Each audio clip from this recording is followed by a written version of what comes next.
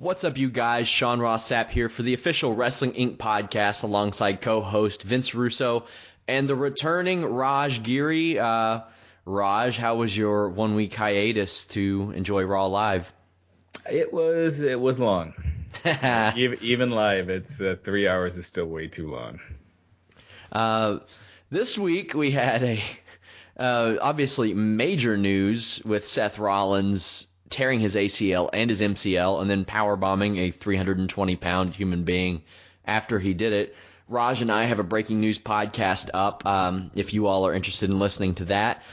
But that situation led to us getting a WWE World Heavyweight title tournament. The show kicked off with Triple H introducing Roman Reigns and trying to buy Roman Reigns out. The segment went about 16 minutes, which I thought was a little too long to get exactly what you knew Roman Reigns was going to say. I heard people say that it planted seeds, and maybe it did if the Roman Reigns heel turn happens. But I feel like this could have been done in a backstage segment much shorter and been much more effective. But we didn't get a lot of that. This was a primarily just wrestling show. Raj, since we haven't heard from you in a while, what did you think of the show as a whole? Yeah, I thought as far as being just a mostly primarily wrestling show, it seems like they're kind of, I don't know if it's a shift in direction or exactly what, or they just don't have enough to fill in the gaps. But it's been primarily a wrestling show, it seems like, for a while now. And the opening promo was exactly what you expected, but I thought it was fine. It would have been, I don't know, you would think with 30 creative writers they'd come up with something a little more interesting, but it did what they wanted to do and try to make Roman Reigns the underdog again and keep getting screwed over and not complaining about it. But at some point, you should show some passion for wanting to be the champion and not just allow yourself to get screwed over all the time. If you're not going to attack Triple H or do anything, then I think ultimately it just kind of makes him look like a doofus. Yeah, and that's something I want to talk about in a minute. But Vince, as we mentioned, it's been a primarily just wrestling show for the last several weeks, and it's well documented you're not a big matches type of guy. What has this been like for you as someone who is more interested in the story aspect and the writer's aspect to go through these episodes like this? Well, I got to tell you, Sean, I really felt, with all the big news this week and the Rollins situation, I got to tell you, I really felt that this could have been a blessing in disguise for the WWE. Because quite frankly, and I've said it before, and it's nothing against Rollins, I think a lot of it has to do with the booking. But, again, I'm a ratings guy. And they've been losing viewers every week, and I don't think Rollins was the guy that was going to bring people back to Raw or bring people back to wrestling. And knowing how the WWE is, they were going to stick with him. I mean that's what they were going to do. They weren't going to change direction. So I felt this was almost a blessing in disguise because now he was hurt, now he was out, now they had every option in the book to go in whatever direction they wanted to go in. And it was just another wrestling show. I got to be honest with you. I knew it was going to be. I knew, what tournament matches were, basically cold matches that were going to be long matches. But, now they were built around the tournament. But I don't know, man. I just wish the creative could be a little better. I mean, that's all I wish. I will say this, though. I mean, I do like, it feels like they're making Reigns jump through hoops. And I mean, I do like that, as long as they pay it off the right way. I mean, if he's jumping through hoops and then, at the end of the story, he falls flat on his face, well, that's not going to be a very good ending. But I mean, they are making it clear they're making the guy jump through hoops. I think now you're kind of starting to feel for him a little. What happened at WrestleMania, then he won the Rumble, and now he was all set to face Rollins, and this happened. So I think they're doing a good job in making the guy jump through hoops. Yeah, and as Raj said, they got to stop making him look like a doofus. And here's my problem with Roman Reigns, and I like Roman Reigns. He is not an underdog, and they really need to stop portraying him as one. It was really funny. I know this is a weird comparison, but my girlfriend had a friend that made us sit through a Katy Perry documentary. And it was really weird how they painted this girl. It's like, oh, look at what this girl had to overcome since she was so hot and talented and attractive and ahead of everybody. It's like, well, she didn't really overcome anything. And it's like, look at Roman Reigns, this athletic, good-looking, talented dude with a family already in wrestling. Look at all this stuff he has to overcome. Well, he doesn't have to overcome really anything. He made it almost to the NFL. His family was already in the business. He had his foot in the door. It's hard to paint him as an underdog, and I think it devalues real underdogs when they do that. I think it's kind of weird.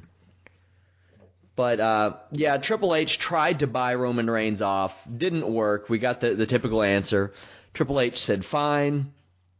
So brought out the Big Show as Roman Reigns' opponent in the first round match, and this is again them trying to paint Roman Reigns as an underdog against a monster which he's beaten 1,000,000 times, and he beat him again, and their matches are always fine. Reigns works well in this situation. But what do you guys think? Vince, do you see Roman as the next champ? Is he going to win this tournament?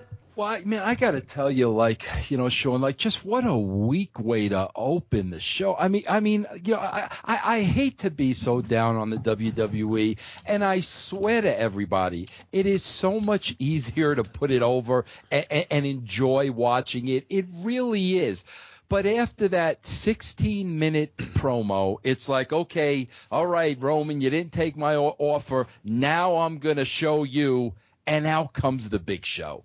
It's like, what kind of a way is that to open the show? I mean, I got a microphone here on my desk. I beat my head against a microphone when show came out. Damn you, Roman. I'll show you. Here's a guy you beat 12 times this year. That's what I'm saying. And, I don't know how – I mean, honestly, I don't know how I could possibly – or anybody – how could you possibly put a positive spin on that? Even if you're the biggest WWE fan in the world, how can you put a positive spin on that? My guess would be, everything they've done, they've been playing it safe. Everything has been neat and tidy inside a little box. And, with all that being said, then Roman Reigns is going to be the champion. If they go in another direction with somebody else, I will be pleasantly surprised. Not that I don't like Reigns. Like you, Sean, I like Reigns, but I will be pleasantly surprised that at least they went in an unpredictable direction, but I don't see them doing that. I see them going the safe route. The safe route right now is going to be Roman Reigns. Raj? Yeah, I agree. I think one thing I noticed is that from all the reports I got, Roman Reigns got booed pretty loudly, and you couldn't really tell that as much from the crowd reaction. So they really turned down the crowd noise, and you could kind of tell during the New Day segment too. But yeah, can they not find this guy someone else other than the Big Show to wrestle? And I already knew the results, so as soon as the Big Show came out, it's not something I wanted to really watch. So. I kind of was taking care of bills and stuff while I was on in the background. Well, my hope is that they go the heel route with Roman Reigns because they need a top-level heel really bad. They have Bray Wyatt, but we'll get to that in a little bit.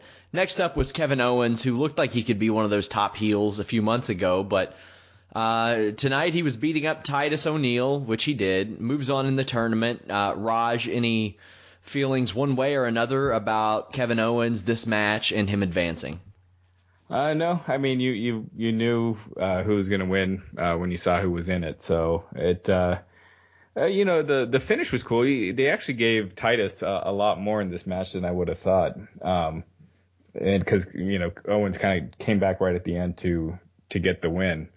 But I thought he did it was an impressive pop-up power bomb, and I was surprised Titus took that.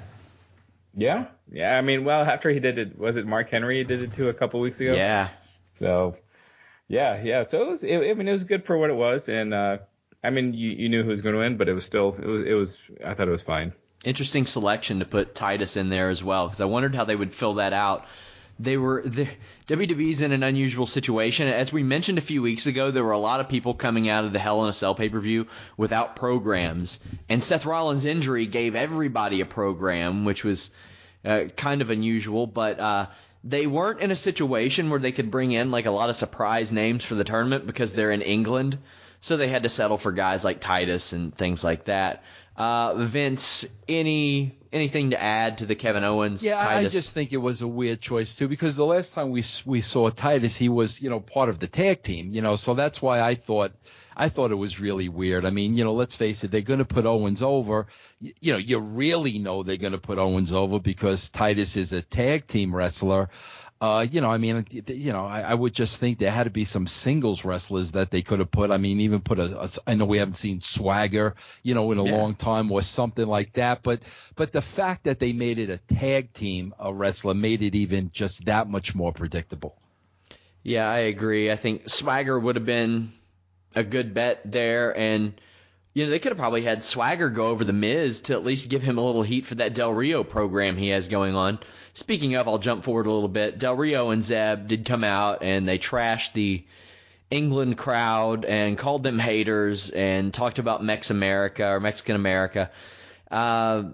This is not Zeb Coulter's fault that this isn't working. Whatever material he's being given and the angle he's given, this is bad. But we've talked about that, and there's really not a whole lot more to add to that. I think it's really hurting Del Rio. I do too.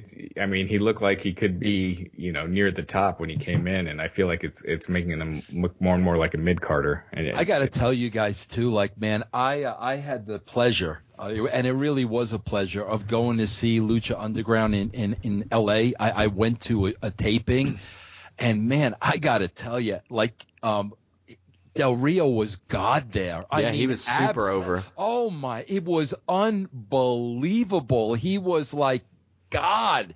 And I mean, that's the thing. I was there, and I even got to, interview him. I never met him before. I got to interview him, and the reception there, I mean, my gosh, it was unbelievable. And now to kind of see this, I'm like, man, he was such a great fit over there.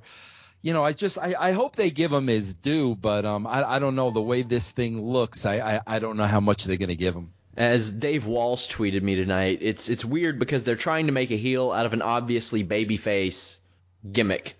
It's kind of hard to tell us. And I had mentioned this on the podcast last week, Raj. Denver is one of the more progressive cities in our country. And I thought it was really weird they were trying to get people from Denver, Colorado to boo the idea that these two men have become more open-minded. That was a little weird to me. I think it's just weird in general. I mean, the angle doesn't make sense. It's one of those that it's hard to really have an opinion on it because it's just so bizarre. You don't know, you don't know what's going on really. It's just doesn't make much sense. Well, either way, they're going to have to find a way to recover from this because they need to build characters badly. And I think that's why this tournament is so cold, because they have no characters. And even during the tournament, they choose to not build characters, and that's a big problem. It's something we talk about every week. Next up was Becky Lynch versus Paige. I kind of liked this match. It was short. There was a cool lockup spot where the two just wouldn't let go of each other, fell outside of the ring, took a big tumble. Becky Lynch wins, but then Paige puts the PTO on her on the table. I'm not sure why she did it on the announce table. Not like it would hurt anymore, but Charlotte made the save. good win for Becky. I'm kind of glad she's being protected a little bit. But what did you think about this, Vince? No, I was just a little, listen, I'm the guy that sits here and I say I don't like predictability. I don't like when everything is predictable. And obviously Paige has the shot against Charlotte. So, It would be predictable that Paige won the match. And I'm not saying so much that Paige had to go over, but I definitely did not like her losing the match. She's going in against Charlotte, plus the fact she was in England. The people were going to be with her whether they liked it or not. And, not necessarily that she had to win, but man, it just rubbed me the wrong way seeing, Becky beat her. And maybe because they've never really done anything with Becky, but beating Paige, 6 days before they're going into a pay-per-view, that was, I was a little kabuki-ish to me. Well, the pay-per-view's in I think 2 weeks, I think. I get your point. So. Raj? I agree 100%. I thought that, I think they could have done a DQ finish or something, but you should not. And this is the problem with the whole Divas thing. And they're calling it the Revolution or whatever. But one of the problems was, Nikki Bella talking about wins and losses didn't matter. And, here you see it. You got someone that's going for the title losing. And it just, I don't know. I'm not a fan of that kind of stuff. But I thought Paige looked good. I think she's a great heel, and I think Becky Lynch shows a lot of fire, and I think she's can be a great babyface with the right storyline.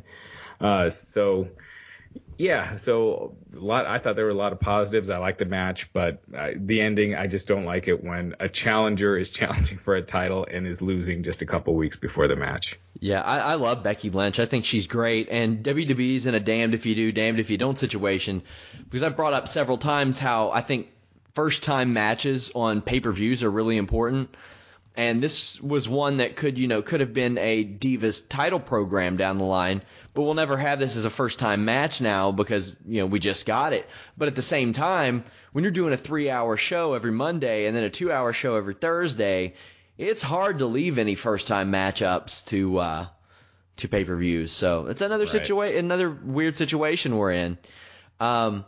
Next up was a tournament match with Dolph Ziggler against The Miz.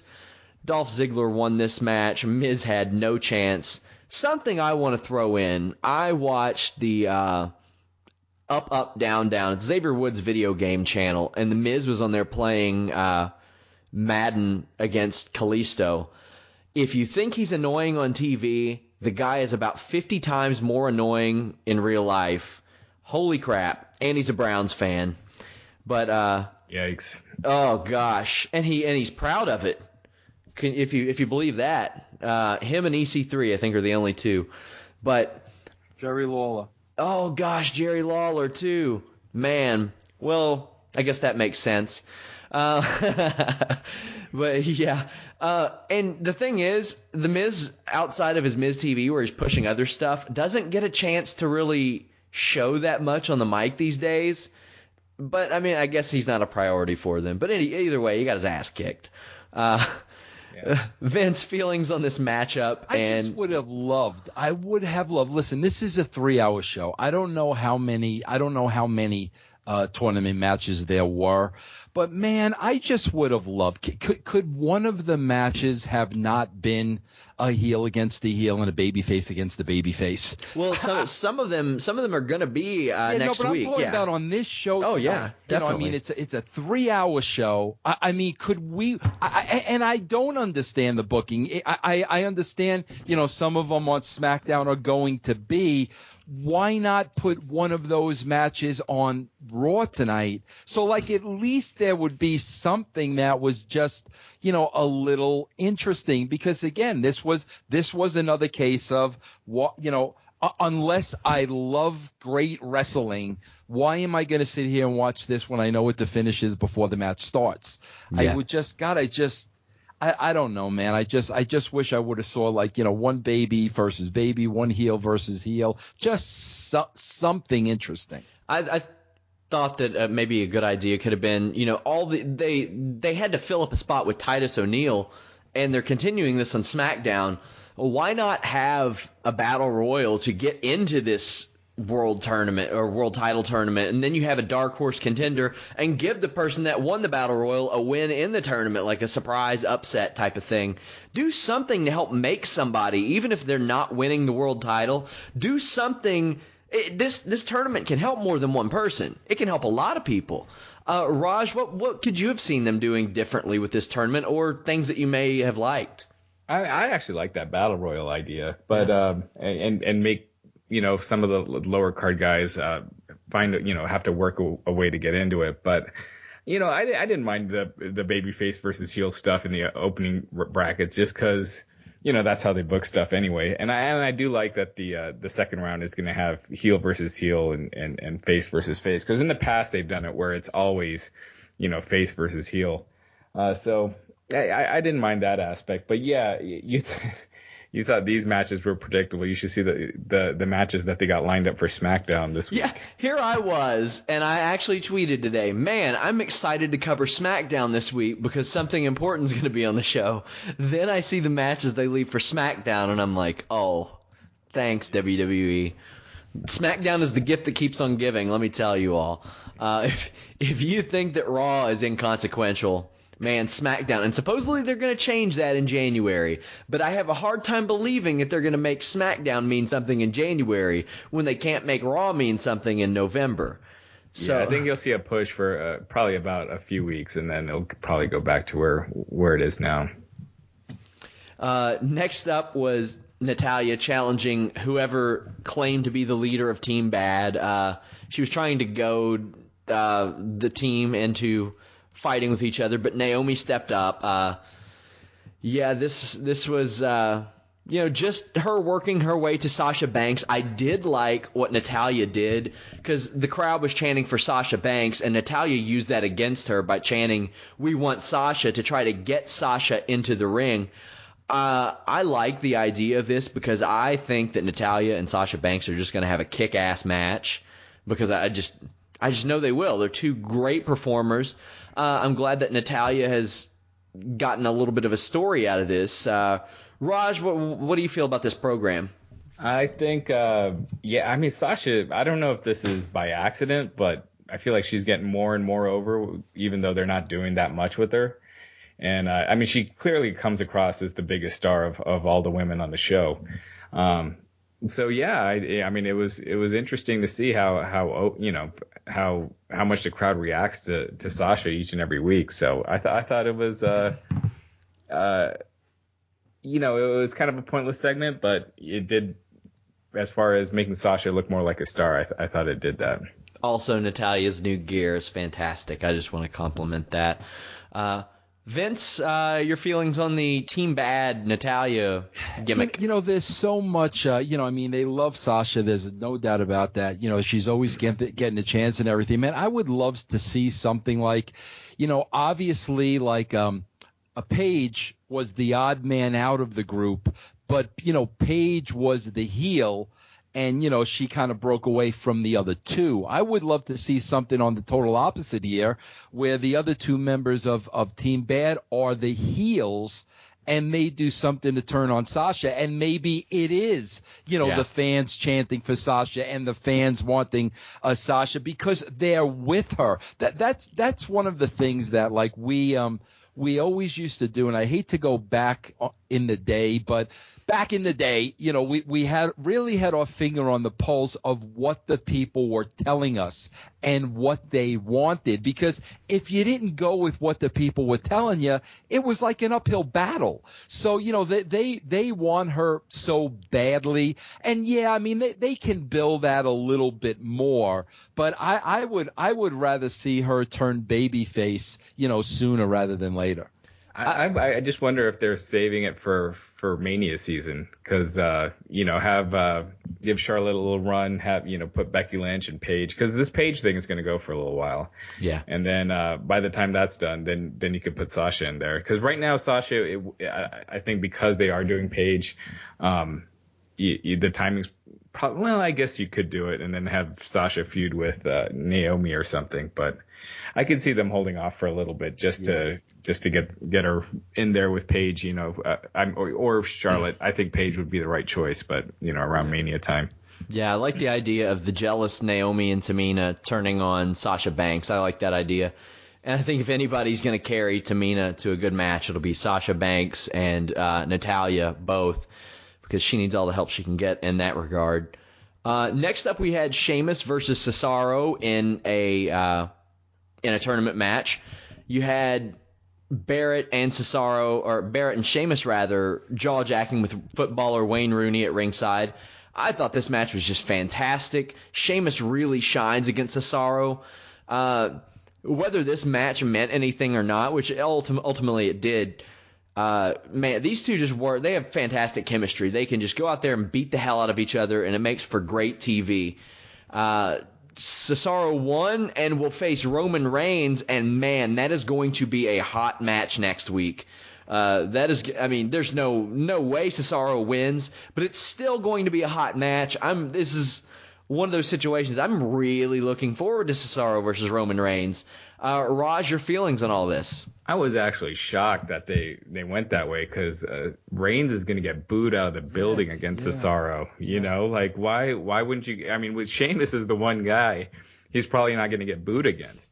And so, yeah, it'll probably be one of Reigns' better and Reigns has had a lot of good matches this year. This isn't anything about his match quality, but it'll be a good match. But it just didn't make any sense to me, especially when you can beat Cesaro. They've been doing it nonstop. So in this situation, Sheamus just seemed the right pick to win. Which, maybe this is a primer for Roman Reigns to turn at Survivor Series and say, why should I please you all when you all boo me all the time? Obviously a lot of similarities between this and The Rock's turn at Survivor Series in '98. You know what the difference is, Sean? Here's the difference. And like, I agree with you, but this is what I think is the problem with a Reigns heel turn. For a Reigns heel turn to really work, he needs to screw a babyface that really means something. Ambrose. I think Ambrose could be that guy. I don't think he is. I mean, do you think Ambrose is big enough to be the guy that he screws and Reigns totally? I just don't think he's that big babyface. Oh, I absolutely do, especially with the history that those two have had and the fact that would make Ambrose the lone non-scumbag out of the Shield, especially when everybody expected him to be the scumbag and be the heel when the Shield was going on. I definitely think it would work with Ambrose in the finals if Roman Reigns joins the Authority in the finals and screws over his best buddy that he's been hee-hawing with all year long. I definitely think so. Well, if that's the way they do go, then I think him wrestling Cesaro next week is horrible. Yeah, it doesn't make any sense because he is going to get booed. Whereas, if it was Sheamus, Sheamus was going to be the heel and Reigns was going to be the babyface. So, I don't understand that booking at all. Wait, where is Raw next week? Are they back? I'll check it out. I'll find out. Yeah, because then I could see them not wanting to do Sheamus if it's they've already done Ireland, but if it's still in Europe, I could see why they wouldn't want to do Sheamus. But let's see here, it's in. Oh no, yeah, they're back. They're in South Carolina. So I don't see why they didn't do that. Vince, how would you have handled this as a writer? This whole Seth Rollins injury title vacate situation. Well, and don't tell me you would have put the title on a poll. We're not falling for that one, Vince. No. But the one thing I would have done, though, which I wish they would have done, but this is this really, guys, is like the absence of a storyline. Yeah. Because when you really look at what happened here, let's really look at what happened here. All of a sudden, the champion gets hurt. He's out 6 to 9 months. All of a sudden, the biggest prize in the industry is up for grabs. All of a sudden, that wasn't supposed to happen. That wasn't planned for. So that's what I would have made the show. Everything revolves around this belt. all of a sudden guys have a shot that were nowhere near, the title. They were never going to get a shot. All of a sudden, this thing is up for grabs. And we could have seen that in the back. We could have seen that with vignettes. We could have seen that with promos. And that's what I really would have loved to see, but we didn't see any of that. We saw a tournament. The winner moved on. The loser went home. They should have made, like, all of a sudden this belt is available to whoever wants it the most. And they should have been killing each other from the beginning of the show to the end to get that title over. And I really feel that's where they missed the mark. And they could have, done a build to even what the announcement of what they're going to do with the belt, and I think Vince hit the nail, right on the head, because it's something that should have been a big deal. And instead, it was summed up in a tweet by Coach, Yeah. Just having a tournament. But yeah, I think Vince totally hit the nail right on the head with that. I always hate to say this, Sean, but I always go back to, if this were real, you know what I'm saying? And basically, if this were real, man, all of a sudden, everybody's got a shot. Guys are going to have opportunities that didn't have a chance in hell. It's a big freaking deal. And I just don't felt like it was treated that way. The best idea I heard all week. I wish I remembered who said it so I could give them credit. But they said that Triple H should have entered himself in the tournament and said, you know what? Daniel Bryan failed you, John Cena failed you, Randy Orton failed us, Seth Rollins failed us, so now I have to do it. I have to take over. I have to be champion again because there's nobody else good enough to do it. I thought that would have worked out perfect. It would have given that, and I'm not one to want to see Triple H back on top or anything, but it would have given them a character with history, with heel heat, with a real reason to be at the top of that show. And if the plan is to go with Roman, having him feuding with Triple H would, help get him to that next level. One of two guys that they could get that Roman Reigns would get cheered over, probably. Yeah. Maybe. And yeah, that's a maybe, because Triple H has earned a lot of goodwill with his work. He got a big pop coming out tonight. That's true. He did. Next up, we had Tyler Breeze and Dean Ambrose. Tyler Breeze got pinned in his WWE main roster debut. It was Dean Ambrose, so that was expected. I expect Dean Ambrose to go all the way to the finals. That's how I picture it. Vince, your thoughts?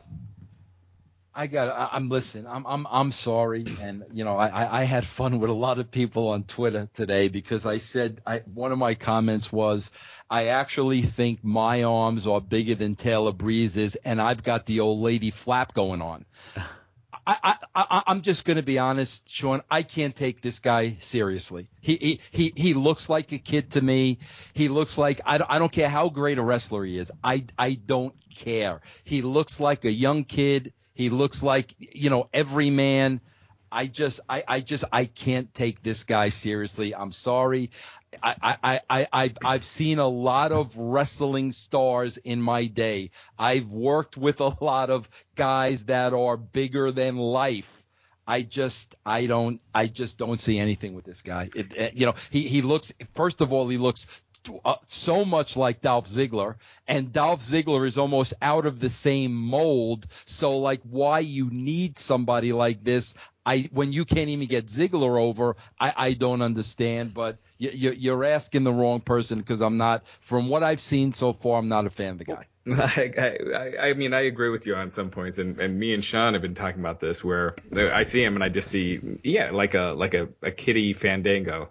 The gimmick sucks. It's way too corny. But do you beat the guy the first time out? Give him a win somewhere. Yeah. When you're building up someone coming in, either change their gimmick, or if you're going to bring them in anyway, give him some wins. Get him a little hot at the beginning. But just put him out there in the world title tournament when he's never even had a match, and then to beat him, I don't know. There's all these guys that Ambrose could beat, and I don't know. I hate when they do stuff like that. When you bring someone in and then just job them right now, out. Vince, you talked about how small he is. I mean, he's, by all accounts, he's an inch shorter and maybe 5 pounds less than Shawn Michaels.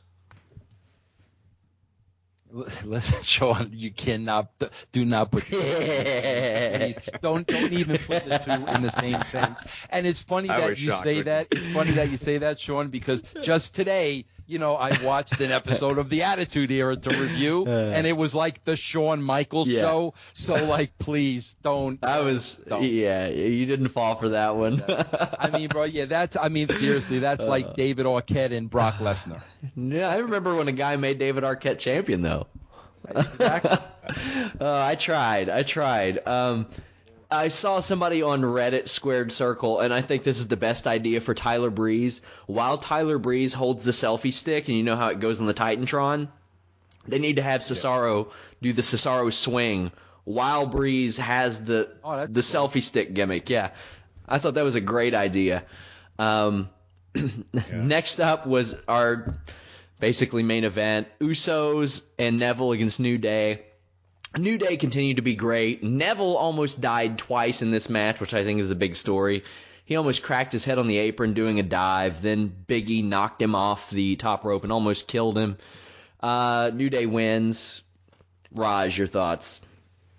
Not much to say about the match, but again, the Usos just came back last week, and they're already they didn't take the pin, but still they just came back, and to be losing already, that kind of stuff just bugs me. But at the same time, New Day's great. This was their segments are always entertaining, and in a show with a lot of wrestling, and I'm a wrestling fan, but at some point, I need storylines, and I need angles, and I need, the entertainment. You need a reason to care. Well.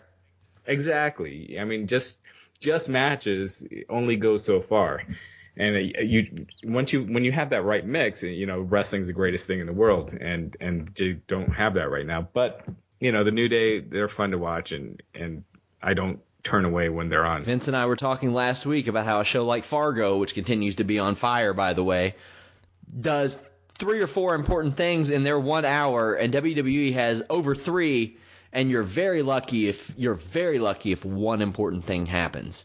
And this was a night in which a lot of important things should have happened, but they really didn't. A lot of predictable things happened.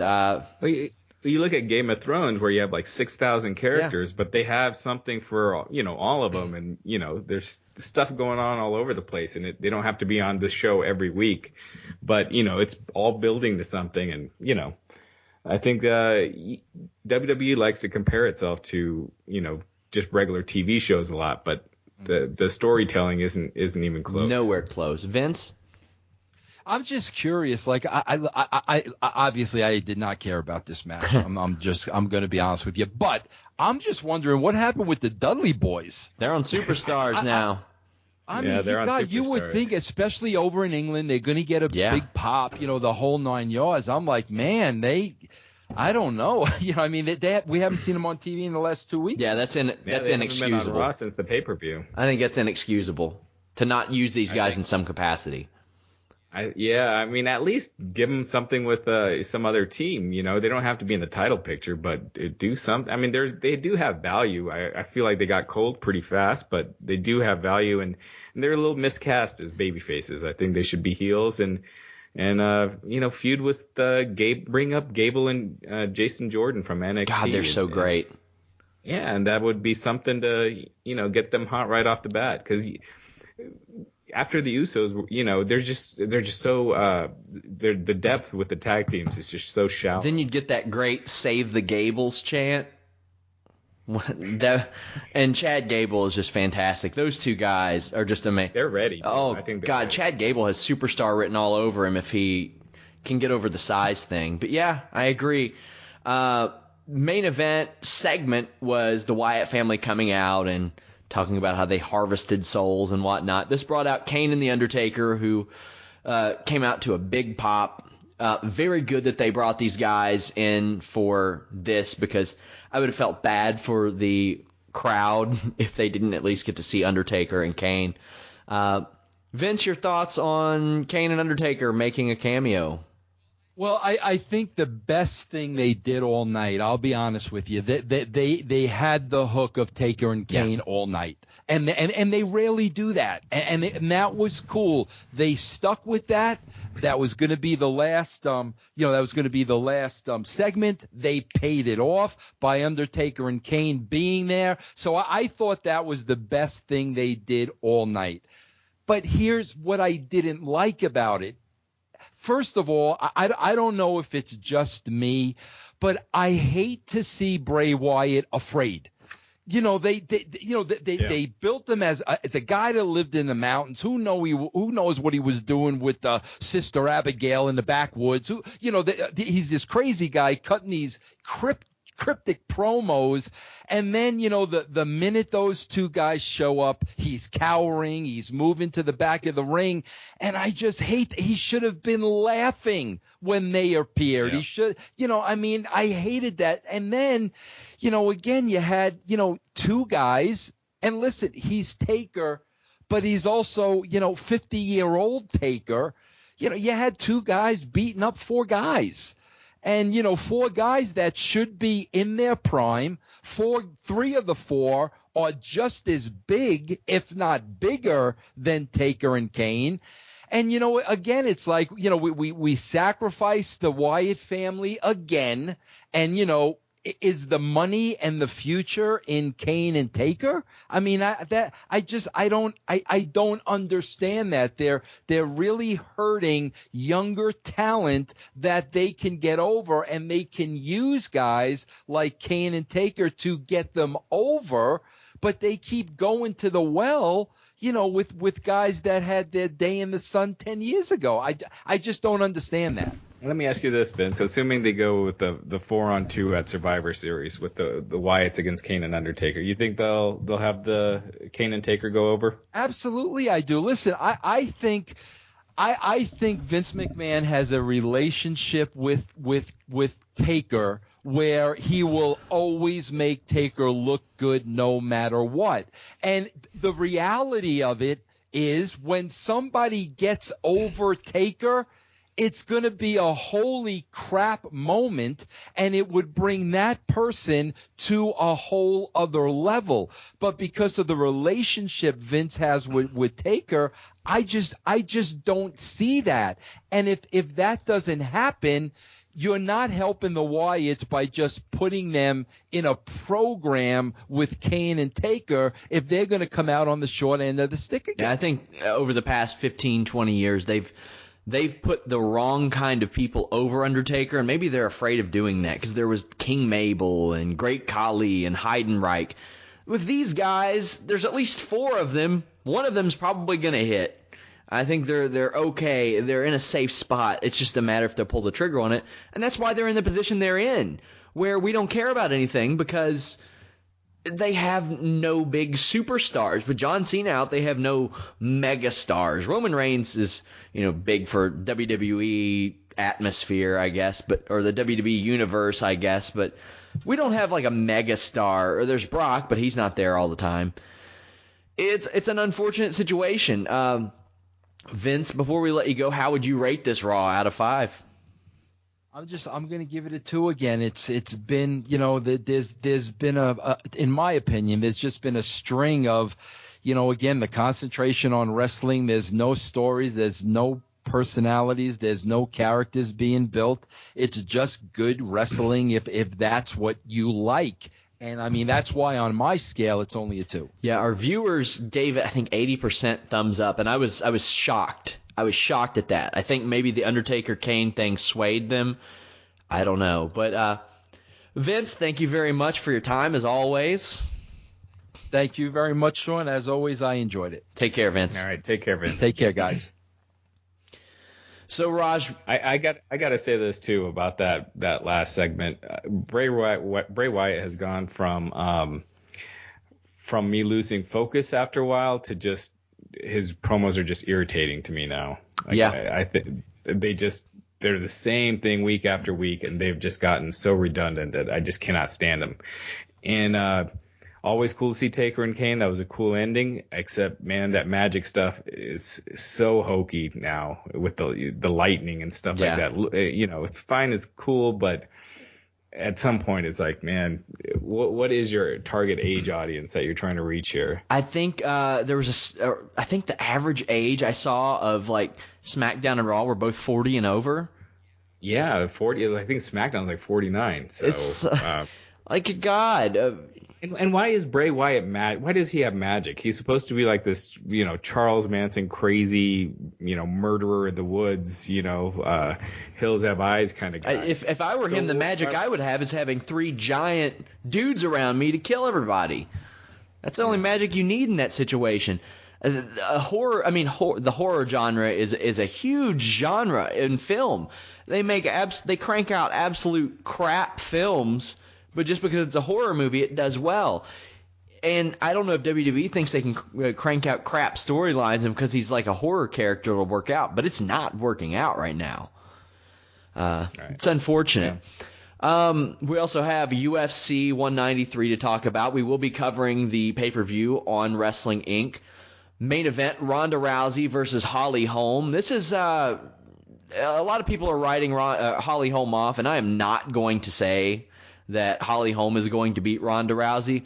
But in my opinion of studying MMA and all this stuff, Holly Holm's entire career has been a blueprint on maybe this is how you beat Ronda Rousey. Raj, what kind of chances are you giving her? Nah, not really any. I mean, no, really none. I don't see it happening. Yeah. I don't either. But I mean, Holly Holm, she's a big, gifted boxer. But you've seen how her fights at the UFC so far went. She's it's a little early for her, to be honest. Well, at this point, I think she's 33 or 32. So I mean, it's like, at what point is it going to happen? I mean, yeah. But they gotta keep finding opponents for. I mean, there's no one in there. No, there's other than Cyborg that I think it has a shot. So you got to do it. Yeah. I feel like Holly. I think Miesha Tate would have been a lot bigger.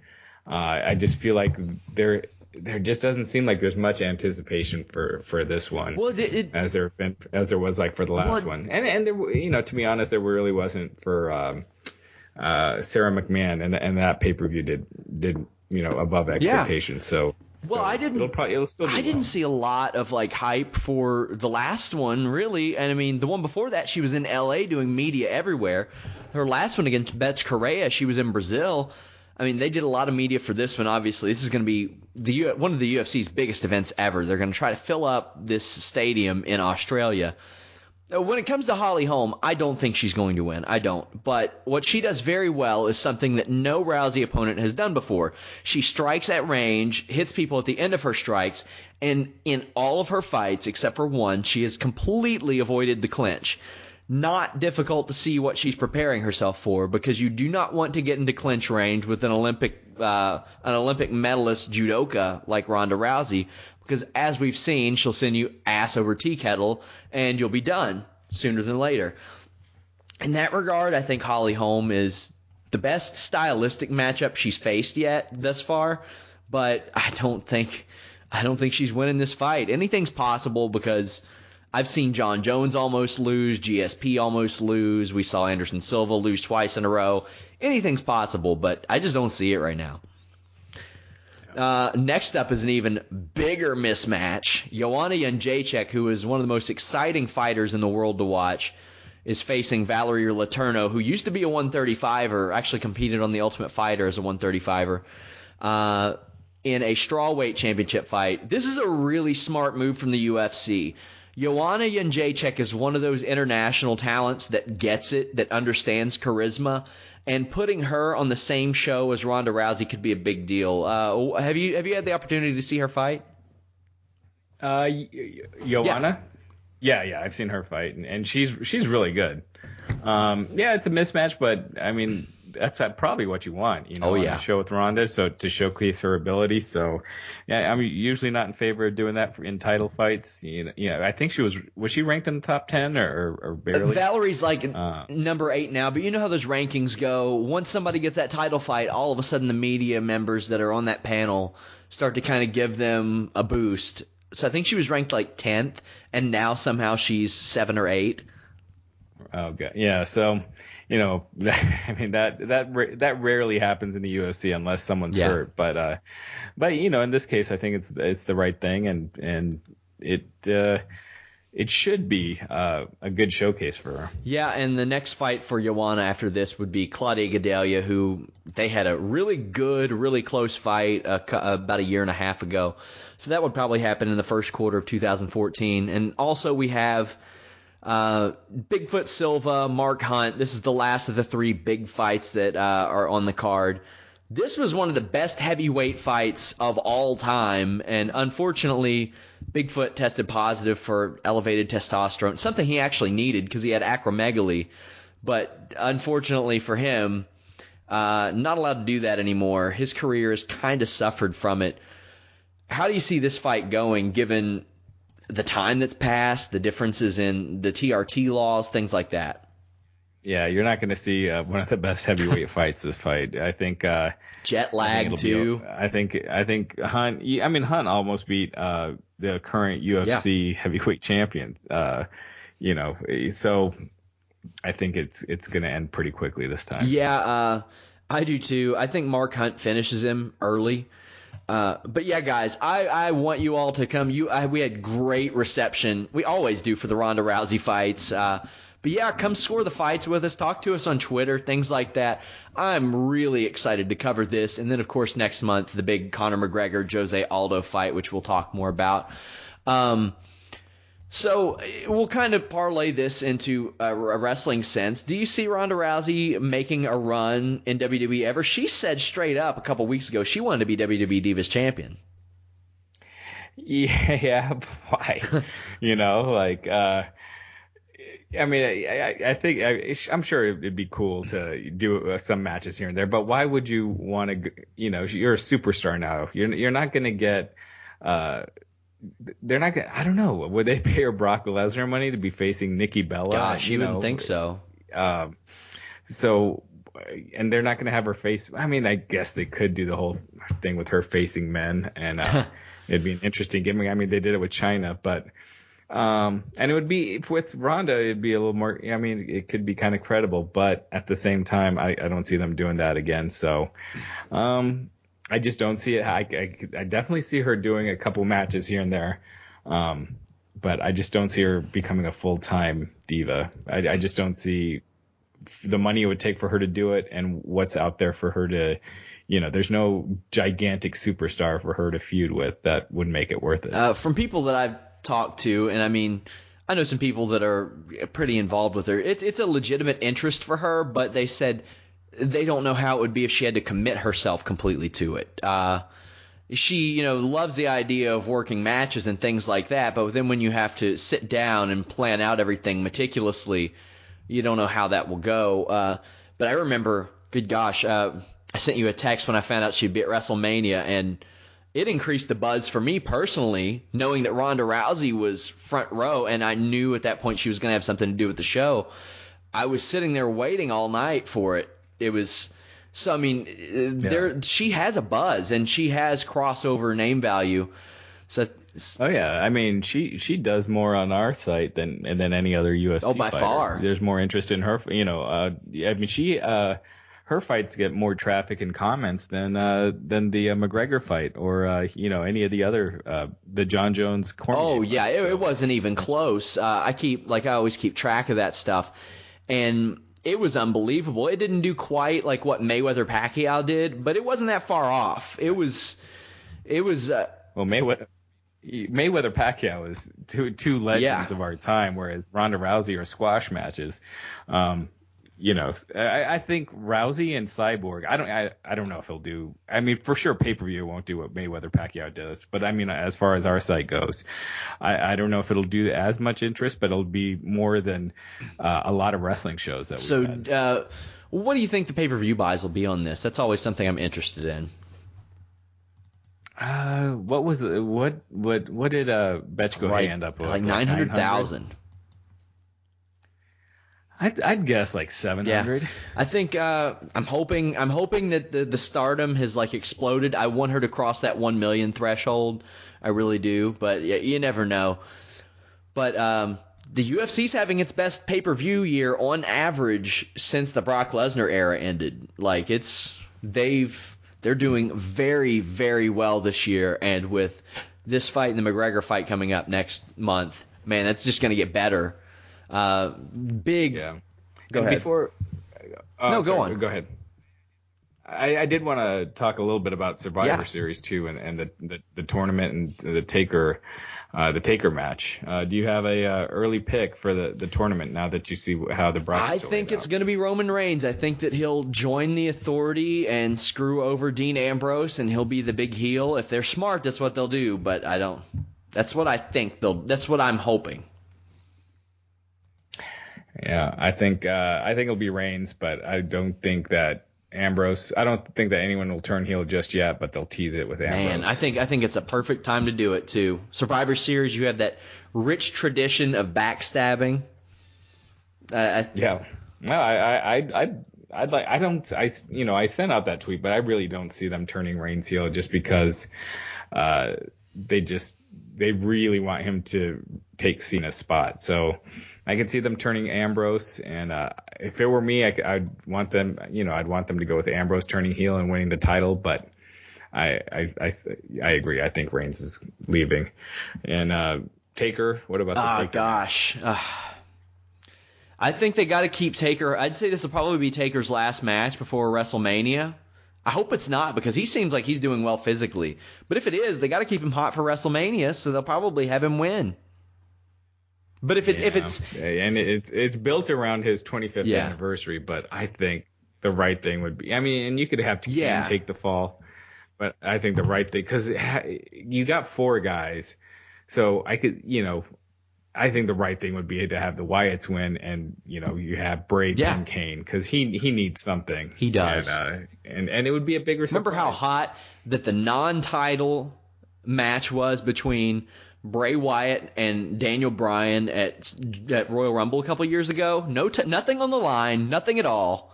Just Bray Wyatt, Daniel Bryan, 2 hot characters going at it. You just don't have that anymore. I think we'll have it next week with Reigns and Cesaro, but there's something on the line there. So I'm really intrigued about that. Your microphone is distorted. Oh, sorry about that. Is it better now? Okay. Yeah. One thing I also wanted to ask you about before we went, did you see the news report that Roman Reigns supposedly was planned to win the title before the injury? I did see that, and that doesn't surprise me. I think if you had him lose again, he would just look like a dunce, because he's had several shots already this year. So unless you did like a Rollins walking out, the fans would have crapped all over that. I just don't see how you have him have him not win the title again, and not just have him look terrible. Yeah, they got to stop insulting the fans' intelligence. Raj, anything you want to leave with? No, I think that's Guys, as I said, join us this Saturday for UFC 193 coverage. Looking forward to it. I'll catch you guys later.